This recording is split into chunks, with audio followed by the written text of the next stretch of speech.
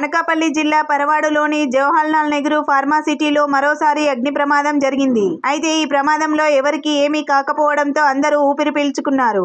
ఫార్మాసిటీలో అగ్ని ప్రమాదం జరగడం ఇది తొలిసారి కాదు. తరచూ ఫార్మాసిటీలో అగ్ని ప్రమాదాలు సంభవిస్తున్నాయి. ఫార్మాసిటీలో అగ్ని ప్రమాదాలు జరగడం కార్మిక లోకాన్ని ఆందోళనకు గురిచేస్తుంది.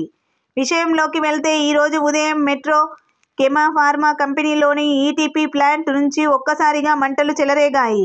దీంతో దట్టమైన పొగలు వ్యాపించడంతో కార్మికులు, స్థానికులు భయాందోళనకు గురయ్యారు. సమాచారం అందిన వెంటనే అగ్నిమాపక సిబ్బంది హుటాహుటిన ఘటనా స్థలానికి చేరుకున్నారు.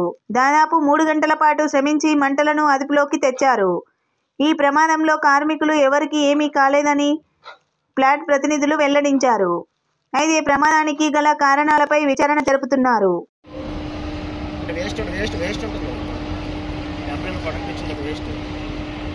వేస్ట్ సంబంధించిన